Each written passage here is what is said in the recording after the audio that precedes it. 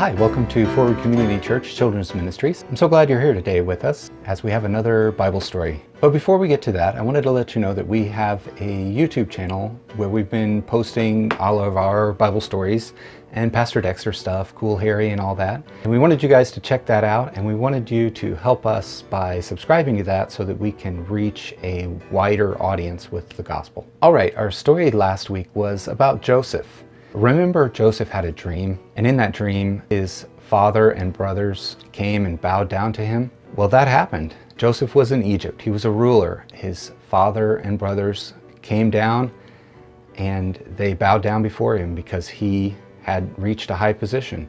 He used that position that God had given him to give his family some of the best land and opportunities in Egypt that they were able to thrive under and have lots and lots of children and a big family. Our story starts over 300 years later. After the children of Israel have multiplied, there's many of them now. They've become a big nation within the nation of Egypt. They've become so many that Pharaoh, a Pharaoh that never knew Joseph, became scared that they might join up with Egypt's enemies and help them conquer them. So he had a plan. He was going to try to keep the children of Israel as slaves, keep them under, not let them grow anymore because they're becoming too many. Our Bible verse for today comes from Jeremiah chapter 29:11. It says, "For I know the thoughts that I think toward you, says the Lord, thoughts of peace and not of evil, to give you a future and a hope." The children of Israel are in Egypt and they're growing, but they're being oppressed. Pharaoh's working them really hard. They're having a hard time of it, and they start to call out to God and say, "God, please help us. We can't do this anymore." This is Egypt, and this is one of the Israelites, and he has to work so hard. He has to make all these bricks, and then he has to put them in his wagon. He has to pull his little wagon over to where they have to build things, and then he has to build things out of all these bricks. And if they don't work hard enough, they get punished. Pharaoh wasn't satisfied with what was happening. He decided to add another rule, even more cruel. He said that any of the Israelite babies, if they were a boy, they were to be thrown in the Nile River and drowned. This was the rule that he sent out to the Egyptians, to the Israelites. If there was a baby boy born, they were to kill him and throw him in the river. There was a family during this time that had a baby, and he was a baby boy. And of course they didn't want to kill their baby boy, so they did whatever they could. They decided they'd try to hide him. They kept him in the house as long as they could. Hid him under the bed, hid him in the closet. They were afraid that maybe a soldier would come by and hear the baby, and then he would kill the baby and they would be in trouble.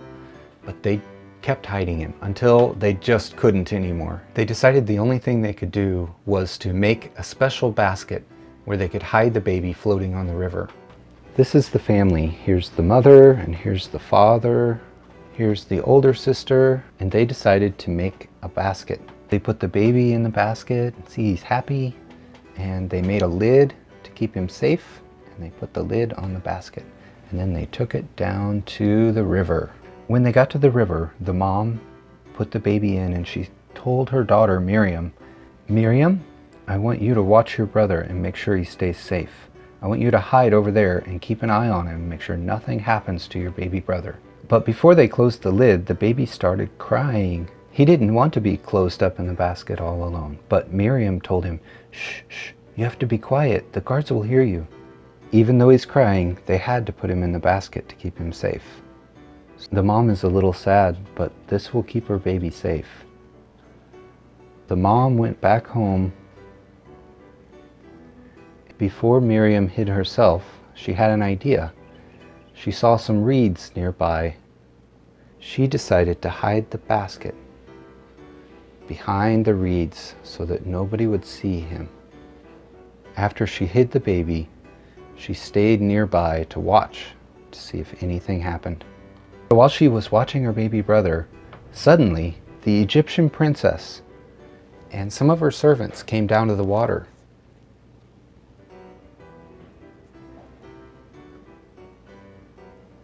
Miriam saw the princess standing there with her two servants. She's so pretty. She's got long hair and she's going to go swimming. But before she does, she sees something in the water. What is that over there? Is that a basket? When she saw the basket, she was really curious, so she told her servant to go fetch the basket for her. The servants swam out in the river, out to where the basket was, and they got a hold of the basket. The servants brought the basket back to the princess. Miriam saw them get the basket, and she got really worried. Oh no, her baby brother's in that basket, and he was crying last time. She was thinking they might kill her baby brother, because that was Pharaoh's orders, and this is the daughter of Pharaoh. The servants opened the basket, and there's a baby inside. When they opened the basket, the baby was happy inside. He was such a cute little baby. The princess knew the rule that all the baby Hebrew boys were supposed to be killed, but whenever she saw that baby there in the basket smiling, she fell in love with that little baby. She decided right there that she would just keep him as her own child. The princess decided to keep the baby, but she kind of had a little problem here because she couldn't bring the baby back home with her to the palace. All the Hebrew babies were supposed to be killed. When Miriam heard this, she had an idea. She came up to the princess and she said, excuse me, princess, but do you need someone to help you take care of that baby? I could find a nurse to take care of him. And the princess said, oh, yes, I do. That's a great idea. Do you know anyone? And Miriam was so excited. She ran home really quickly to call her mom. She brought her mom back to meet the princess. The princess told her, hey, I'll pay you some money if you'll help me take care of my new baby that I found.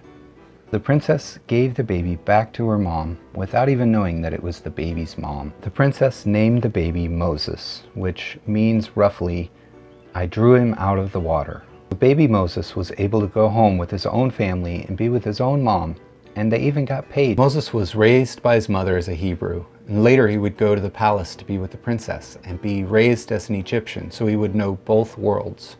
Things really didn't look so great for Moses when he was born, but God had a plan for Moses. In fact, he had great big plans for Moses. He protected him. He put all the pieces in place to put him where he wanted him to be to do what he wanted to do.